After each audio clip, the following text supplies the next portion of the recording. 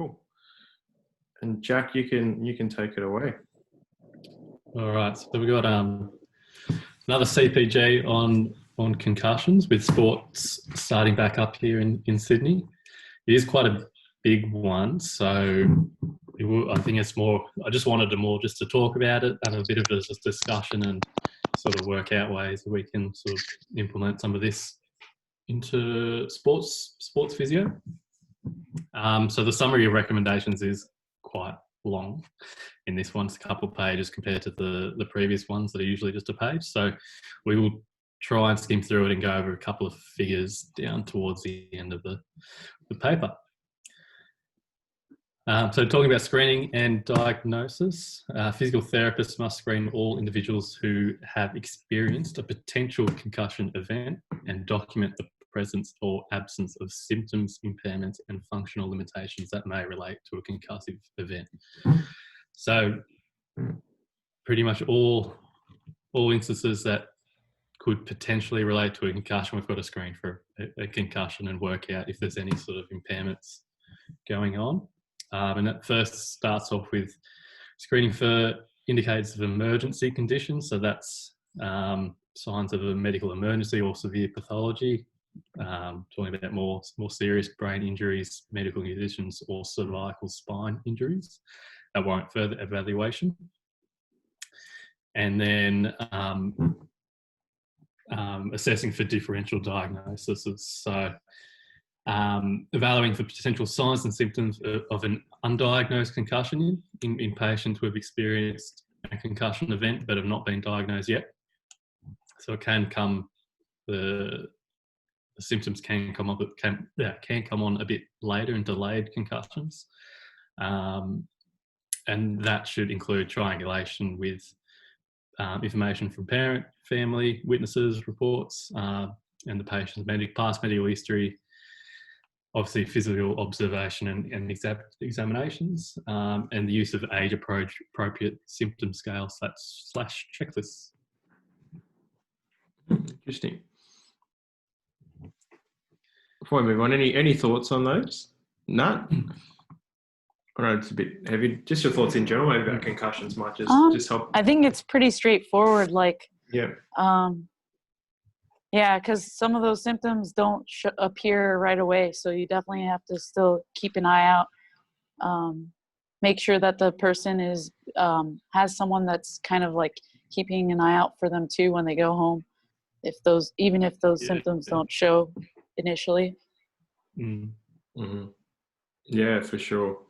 What about Jack? What are your thoughts on that differential diagnosis as well? Like that triangulation, because that's an interesting concept actually.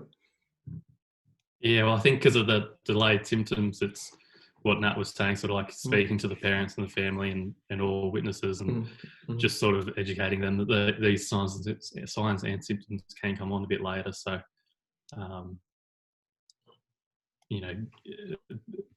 asking them to assess them later on as well.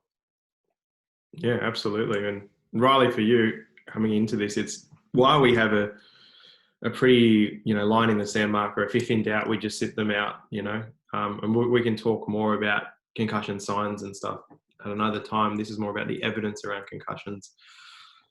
But you don't have to lose consciousness to be concussed, and symptoms can be delayed. So you really have to be careful.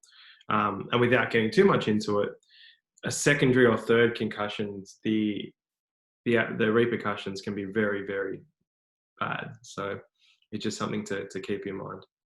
Cool. Moving on, physical therapists should screen, so we're down here, should screen patients who have experienced a concussive event for mental health, cognitive impairment, and other potential coinciding diagnoses, and refer for additional evaluation and services indicated. So what do you think they mean by that, Jack? In your opinion?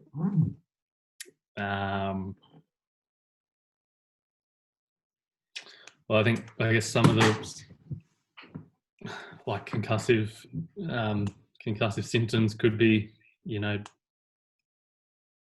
related to like cognitive impairments and differences in mental health or it could a concussion may look like a concussion, but it could be something different. I think. Yeah, no, I think it's just saying, like, just looking for the different things and knowing when to refer on is really key. Do you have any thoughts on that, Nat? Do you know any time you'd refer on in that regard from what you've seen? In terms of mental health? Oh, put it all on the table. Actually, it's just saying I'm really intrigued by that potential counselling diagnosis and refer for additional evaluation. I'm just wondering what sort of conditions they might be alluding to there. I mean, we're just reading the summary. I'm sure we can look at it down the bottom in a second. But yeah, I think it's definitely better to be safe than not. So taking those things into consideration, just also because not only because they're symptoms of a concussion, or someone who's had a history of concussions as well, they might show that stuff more probably. So yeah, it's just important to keep that in mind. I think send them to the doctor if you have any doubts, because if there's neurological problems as well, and anything that's really damaging to the brain, it can have long-lasting impact. So it's important to get them checked out. Yeah, absolutely. And I think, like what you said before, educating the parents to look for those signs and symptoms to potentially send them off, I think is really, really important as well. Cool. Let's keep trucking on. So moving on into the examination. For patients identified as safe and appropriate for a comprehensive examination, a physical therapist must determine and document a need for physical therapy to facilitate recovery from a concussive event based on findings from a comprehensive multi-system physical therapy examination and evaluation. Examination procedures should include examination for impairments in the domains of cervical musculoskeletal function, vestibulo-oculomotor function, autonomic dysfunction / exertional tolerance, and motor function through foundational standard of care screening strategies. So that's a lot, but I think it's more just sort of working out what sort of impairments they have, whether it be some neck impairments going on, some balance and some vision impairments, or some motor function tolerance impairments. Yeah, really interesting, because you can see there's a lot there. Nat, what have you used in the past to examine for a concussion? It's been a while, but yeah, I know that's all right. There's like the Canadian C-spine? Yeah, that's and an also important is there also an Ottawa? I don't think there's one for concussion. Obviously, have the ankle rules. So I definitely remember the Canadian. Yeah. Yeah, the C-spine are important. Are important, of course, because you just want to. That's not purely for concussion, but it's so relevant. Right. Because it's important to determine if they have a neck injury or something like that. But there's like four or five basic things that you like screen for, but I forget that. Is there a name for it? I just forget if there's a name for it. What have you heard from Jack before I tell you what we've done? I've heard of the SCAT5, but I've never used it. Never done it. Yeah. Oh, so okay. the SCAT5s is the one we use, which is really cool. SCAT, it allows, it's just looking at important signs and symptoms, and we can have a look at it later. But I printed out a SCAT form, and I used to put them in all the kits. I'll have to check, but it's just really good. You can look at it, Riley, for yourself. You can just look at the signs and symptoms, and if they meet any criteria, you're just like, all right, they're done, pretty much. But that's how we examine it, and we can take them aside and do it actually properly. You're supposed to do it like literally what we generally do is we just look for signs and symptoms at the time, and then we take them aside and go through a proper SCAT protocol. And when I used to work in elite sport, we'd actually enter it into their athlete database and put their scores in there. So it's definitely important. In terms of what you're bidding for sports physio, determine if they have a concussion sign to start and make the calls then, and then take them aside and do a further examination. Pretty much determine whether they need to be referred on or not. Moving on to impairments. So we're going, physical therapists should examine the cervical and thoracic spines for potential sources of musculoskeletal dysfunction for patients who have experienced a concussion event, with reports of any of the following symptoms: neck pain, headache, dizziness, fatigue, balance problems, or difficulty with visually focusing on a target. And recommended cervical musculoskeletal tests and measures include range of motion, muscle strength and endurance, tenderness to palpation of cervical and scapulothoracic muscles, passive cervical and thoracic spine joint mobility, and joint position error testing. Cool. Only C-grade level evidence for that. That's interesting. What do you think? I think it's just a no-brainer that you test all that. So, especially if they're complaining of neck pain or upper back pain or any of those symptoms. Like you said, a lot of the times they go hand in hand with a whiplash or an acute neck. So it is. I think it is important to address. I don't know why it's just C. I guess a hard level evidence isn't there. Cool. Good. Also, just going back, with cervical spine injuries, sort of assessing for temporomandibular joint for potential sources of musculoskeletal dysfunction as well. Okay. Going on to F level. Going on to the next one. So physical therapists should examine vestibular and oculomotor function for patients who have experienced a concussive event with any of the following symptoms. All the same ones, but also visual motion sensitivity, blurred visions, or difficulty with focusing on stable or moving targets. Yeah, no, I've seen that. They put the things on the head and they get you to move from side to side. Have you experienced any of those now? Have you seen that with a laser pointer? I've never seen that. Is that to check their eye gaze or what? No, it actually is. Have you seen that, Jared, before I talk? No. It's literally about that oculomotor control where they put like a laser pointer on your forehead, and you literally turn side to side and try and meet targets, and it's just looking at control. So I think it's really it's a really interesting and good thing to help with that control. So interesting. It's probably something I don't look at enough, but I think it's really important just in general, sometimes with even acute necks, just getting vestibular oculomotor. Is it more eye gaze? I'm not actually sure. Maybe you're right. I'd have to look into it, sorry. But, definitely something to look into for sure. Is that sort of almost when they're doing the light and the light thing? Yeah, that's what I was. Yeah. Absolutely. Yeah, that's those are like related to the cranial nerves, like with correct. vision. Yeah. That's the one I was alluding to. Yeah. Cool. So physical therapists should examine vestibular and oculomotor function related to the following: ocular alignment, smooth pursuits, saccades,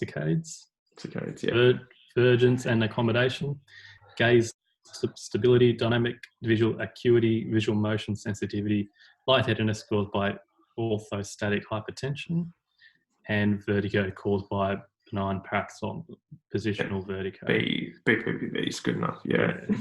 So I only know of the last couple. Yeah, I don't actually know about a few of those. That's just words. A few interesting ones in there. Yeah. If BPP, go on. No, that's it. I was just going to go to BPPV, which is great. Yeah. Is suspected, physical therapist should assess the patient using a Dix-Hallpike test or other appropriate positional tests. We know that. Would you remember that one? Yes. Yeah. That's you would have learned that at uni. Just a quick screening test. Doesn't mean we can actually treat it too much, but it'd be good to, good to screen. BPV is an interesting thing. Cool. Yeah. Cool. Sorry. You'll have to But, excuse our dentist. Yeah. Yeah. Go on that. Because Yeah. could the person be exhibiting signs of BPPV like initially after? So you'd get like a positive test, but say like later on they may not be positive. Like, are you supposed to administer this like right away? Yeah, that's a really good point. What does it say? Can you scroll down, Jack? Mm-hmm. That's something that crossed my mind as I was reading this article. Like some of these tests, they seem reasonable and they have high value, but it's like, would you really be doing all of these things like right after? No, I wouldn't. You know, like I think one thing that when we're looking at these things is how do we actually practically utilize them, and right after you're just determining.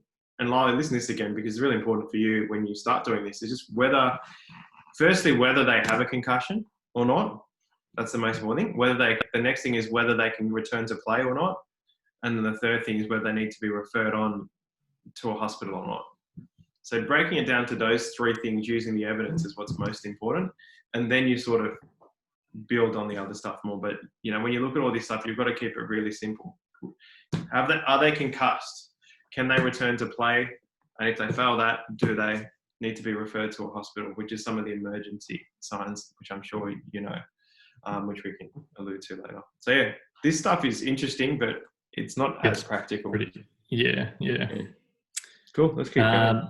Going on to motor function, so we should be examining for motor function impairments, including static balance, dynamic balance, motor coordination and control, dual multitasking, e.g. performing different sort of complex cognitive tasks or complex tasks with multiple subtasks involved. Selection and timing of motor performance assessments should be based on clinical judgment about which evaluation strategies are most appropriate for patient's age, ability, and will provide the most insights. So that you can do any sort of dual multitasking thing so long as you think it's sort of appropriate for the patient's age and ability. Yeah, that makes sense. Cool.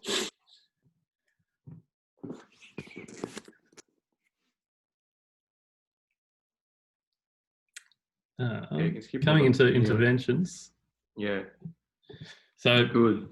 Physical therapists must educate patients who have experienced a concussive event about self-management of symptoms, the importance of relative rest, so that's rest as needed as opposed to complete rest instead of strict rest, the benefits of progressive re-engagement in activities, the importance of sleep, safe return to activity pacing strategies, and potential signs and symptoms of the need for follow-up care with a physician, physical therapist, or other healthcare provider. I think that's an important one because, there we go. That's an important one because trying to, it's probably not as well known to sport players what is involved in a concussion after the concussion, and for the most part in footy and a lot of those sports that we're taking care of, the sports person might not want to come off the field, or they might not realise that they're showing signs of concussion. So try and educate them as well as their family what to do in the next week or so is important. Yeah, definitely. And like you said, it's not just them, but their guardian or their parent, or I guess if you're at footy, make sure someone who's with them and looking after them for the day, very important. If someone's been concussed, ask them who they're spending time with going forward. They're not to drive home. I always get the boys to make sure they have a buddy as well, or girls. Physical therapists must educate patients who have experienced a concussive event and their families, caregivers. There we go. Yeah. What they're going. That's pretty much what we said.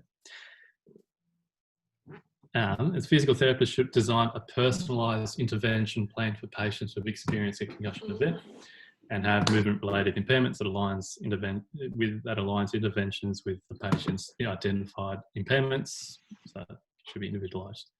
Yeah. stop there for a second.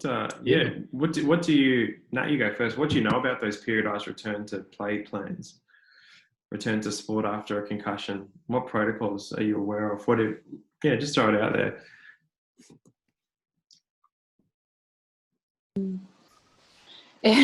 Again, it's been a long time, but That's all right. That's what one we're here thing for, that, just discussion. yeah, definitely a few things that come to mind for sure is having good communication with the coach, and also understanding the athlete's history with concussions is really important, because um, that that's also a big issue. And then also, I think it's kind of like one of those things you do definitely have to treat case by case, because depending on the severity of the concussion, and then also how the athlete is kind of like transitioning back into sport. But I think you're supposed to be very also wary of any sort of contact for quite some time.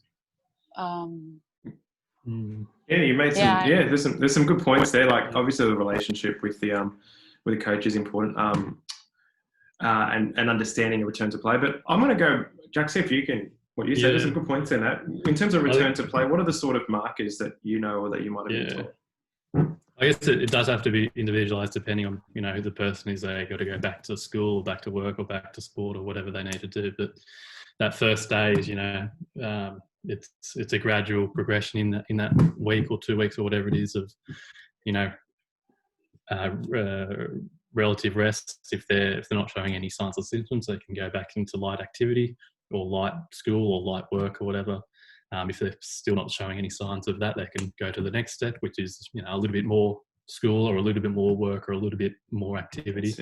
If they pass that step, they can go back to training, doing some skill work or whatnot. If they pass that step, they can go into light contact, and then it's like full contact. And then if they're passing all those steps, they can go back to full work, school, sport. Or if they fail one step, they have to go back to the start again and go back to relative rest.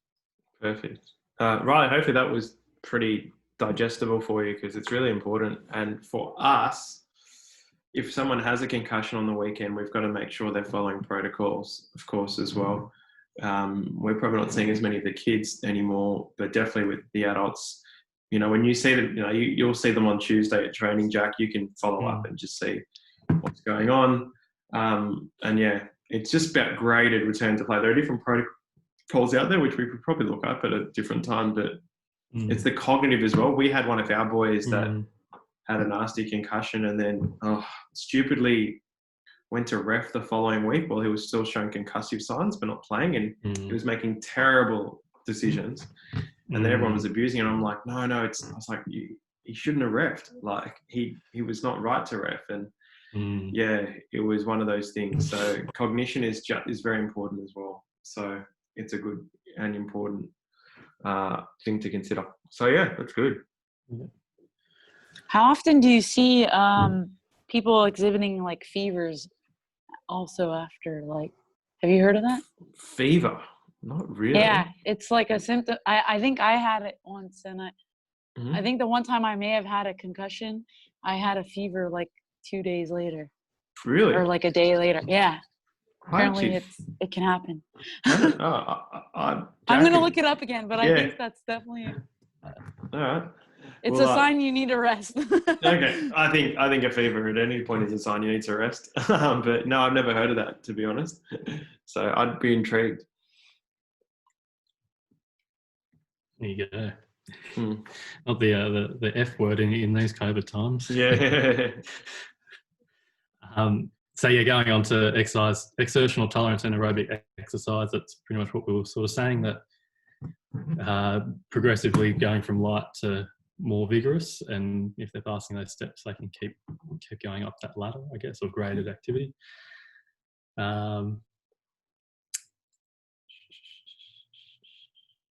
And that's pretty much it. I'm going to go down to have a look, talk about this.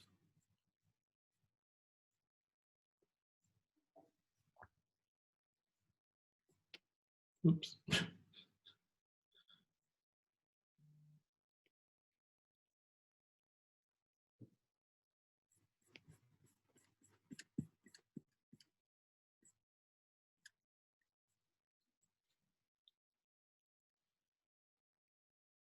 Yeah, this is cool.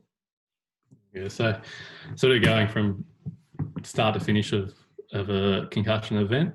So we're screening for those emergency medical conditions, speaking to the family and witnesses. And that's sort of, we're looking for, over here, looking for declining levels of consciousness, cognition, or orientation using the Glasgow Coma Scale.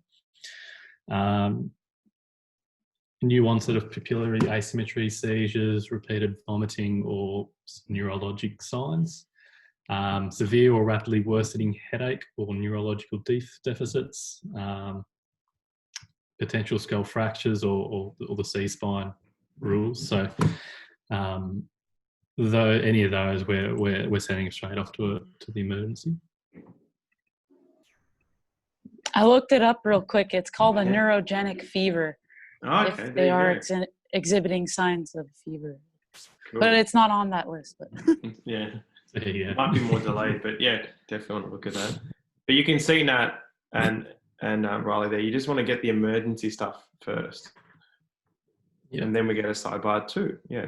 Yeah, so if none of those, we're screening for indication of concussion. And these are what we were sort of talking about before. If they've got the big blow to their head or neck,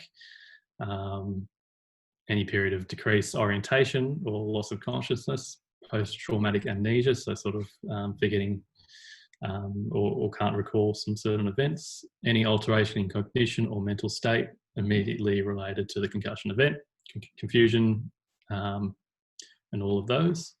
All of the physical symptoms that we were talking about, headache, dizziness, whatnot.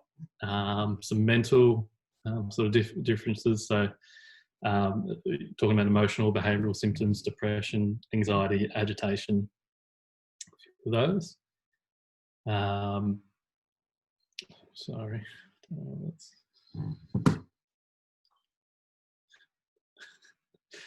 We've got Siri talking in my ear.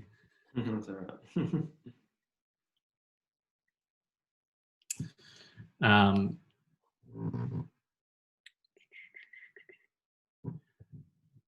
And so if they've got any of those, we're determining the appropriateness of physical therapy concussion examination based on, sorry. So if they've got any of those, we're sort of working out, well, we're taking them straight off the field and we're working out what's best for the next management, I guess.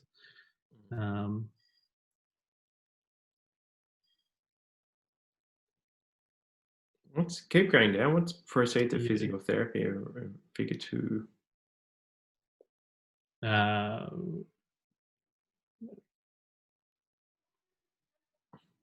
Good detail, but I do get it. Yeah, there's a lot here. We can look at it another time, but I guess Yeah, just to keep it simple, because you'll just get lost in all the literature. Yeah, there's too much. You Americans like to write detailed CPGs. It's just a screening protocol, and you just work towards it, and you can help make decisions along the way, because at the end of the day, on the sidelines during a game, you have to make important decisions. And I've shared many times some of the stories I've had of people sitting on the sidelines and dealing with things like this. So it's just about identifying the emergency and moving forward. So no, thanks for reviewing that, Jack. What was your top takeaway, mate? Well, I think just highlighting if we do suspect a concussion, just that sort of graded return back to activity, and it needs to be graded. So if they're sort of still finding any of those sort of concussion symptoms, sort of going right back to square one, and going back to relative rest or light activity, because the symptoms can be delayed and they can sort of linger if you push the activity too much. Yeah, cool. Nice. Riley, did you pick up anything you'd like to share? Yeah, I just obviously I knew concussions were serious, but I thought you just kind of had a concussion and then the next day you just were fine, like you had a little rest. But they're obviously a lot more serious than I initially thought, and there's a lot more that goes into having a concussion than just being a bit sore. Yeah, no, great, Riley. I think this was probably one where, you'd actually can pick up a lot from, because we'll see how the season plays out. But if you're on the sidelines, you have to make decisions around how to deal with things like that. Natalie? For me, some new stuff was screening for like things like BPPV and maybe other neurological symptoms down the line that they may be exhibiting. Keeping those in mind. Absolutely. I think that was good for me to remind myself too, because they can be delayed, as you just said, Nat. So, and you taught me about a delayed onset fever, which I never really knew about. So that's something that's something new that I'll definitely consider. I guess it's not that common. Yeah, but it's still good the to. one time that I fell forward on my bike and hit my head, it was really weird because 2 days later I had a really small fever. Yeah. So. Well, there you go. Good to know. We learn something new every day, as we say. For me, it was just, I love how Jack talked about the return to play. And I think it's really important. I think we have a role to play with that. So, oftentimes you need to get a doctor referral to go return to play. So we'll look at our own protocols down the line and see how they go. But some sort of graded return to play with cognition. Cognition being, on a football field is decision making. So that's important, and they have to be able to get through it. But that's cool. Thank you, everyone.